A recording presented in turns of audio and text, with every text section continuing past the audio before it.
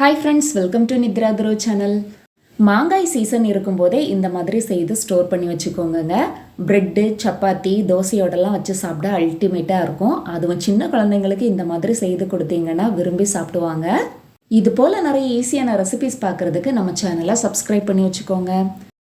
முதல்ல மாங்காயை நல்லா கழுவி எடுத்து வச்சுக்கலாங்க.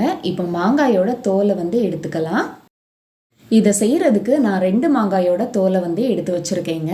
இப்போ மாங்காயோட தோல் எல்லாமே எடுத்ததும் காய் துருவுறதில் வச்சு இதை நம்ம இப்போ துருவி எடுத்துக்கலாம்.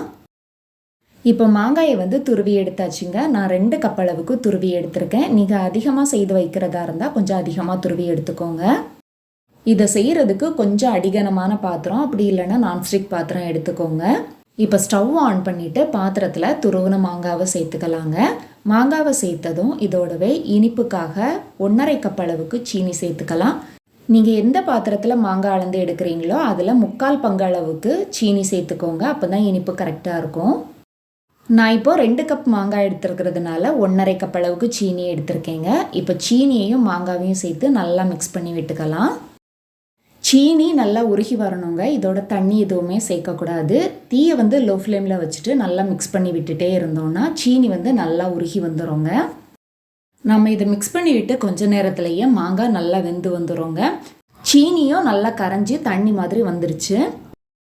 இப்போ இதோடவே 1 டீஸ்பூன் அளவுக்கு காஷ்மீரி சில்லி பவுடர் சேர்த்துக்கலாங்க. காஷ்மீரி சில்லி பவுடர் அதிகமாக காரம் இருக்காதுங்க, லைட்டாக காரமாக இருக்கும். ஆனால் கலர் நல்லா கொடுக்கும்.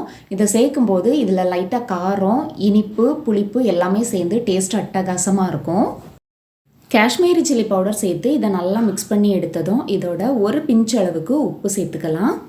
கூடவே ஏலக்காயோட விதையை எடுத்து லைட்டாக பொடி பண்ணிவிட்டு 1/2 டீஸ்பூன் அளவுக்கு அதையும் சேர்த்துக்கலாங்க. இப்போ எல்லாத்தையுமே சேர்த்து நல்லா மிக்ஸ் பண்ணி விட்டுக்கலாம். இது கொஞ்சம் இறுக்கமாகி ஜாம் பதத்துக்கு வந்ததும் ஸ்டவ் ஆஃப் பண்ணிடலாங்க. இதோட டேஸ்ட்டே டிஃப்ரெண்ட்டாக இருக்குங்க. செய்து பார்த்துட்டு எப்படி இருந்ததுன்னு சொல்லுங்கள். வீடியோ பிடிச்சிருந்தா லைக் பண்ணுங்கள், ஷேர் பண்ணுங்கள். தேங்க்ஸ் ஃபார் வாட்சிங்.